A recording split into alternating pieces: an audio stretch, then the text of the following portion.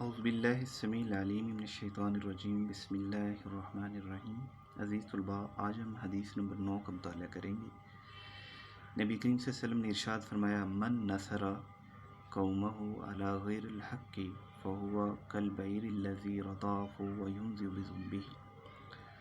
من نصر، جس نے مدد کی، قومہ، اپنی قوم کی، علی غیر الحق، ناجائز معاملے میں، فہو کالبعیر الذی رضعه وینزع بہ، تو اس کی مثال ایسے ہے جیسے اونٹ کنویں میں گر جائے اور اس کو دم سے پکڑ کے باہر نکالا جا رہا ہو۔ بامحاورہ ترجمہ کچھ یوں ہوگا، جو شخص ناجائز معاملے میں اپنی قوم کی مدد پر اڑا رہے، اس کی مثال اس اونٹ کی سی ہے جو کسی کنویں میں اوندا گر جائے، پھر اسے دم پکڑ کر باہر نکالنے کے لیے کھینچا جا رہا ہے۔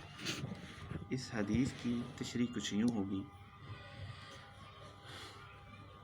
کہ دین اسلام اپنی قوم اور اپنی برادری سے محبت کرنے اور اس کے ساتھ مل کر رہنے اور تعاون کرنے کو پسند کرتا ہے اور اس کی حوصلہ افزائی بھی کرتا ہے، لیکن ناجائز معاملے اور ناحق معاملے میں اس سے تعاون کرنے کو عصبیت قرار دیا ہے۔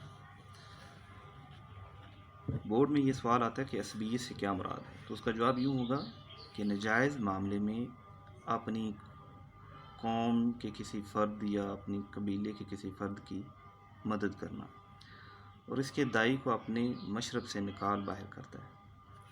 ایک شخص نے حضور صلی اللہ علیہ وسلم سے عرض کیا کہ کیا اپنی قوم سے محبت کرنا عصبیت ہے؟ تو آپ صلی اللہ علیہ وسلم نے فرمایا، نہیں، عصبیت تو یہ ہے کہ آدمی اپنی قوم کو ناحق اور ظلم پر دیکھنے کے باوجود اس کا ساتھ دے۔ جو شخص اپنی برادری اور قوم کو خوش کرنے کے لیے ناحق اس کا ساتھ دیتا ہے، وہ اسے بھی برباد کرتا ہے اور خود بھی برباد ہوتا ہے۔ ایک حدیث میں ہے کہ جو شخص اپنے کسی ساتھی کو ناحق اور ظلم پر دیکھنے کے باوجود اس کا ساتھ دیتا ہے تو اللہ اس کے رسول کی ضمانت سے نکل جاتا ہے۔ حضور صلی اللہ علیہ وسلم نے فرمایا، جو شخص لوگوں کو خوش کرنے کے لیے اللہ کو ناراض کر دیتا ہے تو اللہ اسے لوگوں کے رحم و کرم پر چھوڑ دیتا ہے، اور جو شخص اللہ کو راضی کرنے کی خاطر لوگوں کو ناراض کر بیٹھتا ہے تو اللہ اسے لوگوں کی شر سے بچا لیتا ہے اور اسے ان سے بے نیاز کر دیتا ہے۔ ہمیں چاہیے کہ ہم مسلمان ہونے کے ناطے سے اسلام کو مقدم رکھیں اور خونی و قومی رشتوں کی پرواہ کیے بغیر حق کے کاموں میں اپنے مسلمان بھائیوں کا ساتھ دیں اور ناحق کاموں میں اس کا ساتھ چھوڑ دیں، اگرچہ وہ ہمارے بھائی اور بیٹے ہی کیوں نہ ہو۔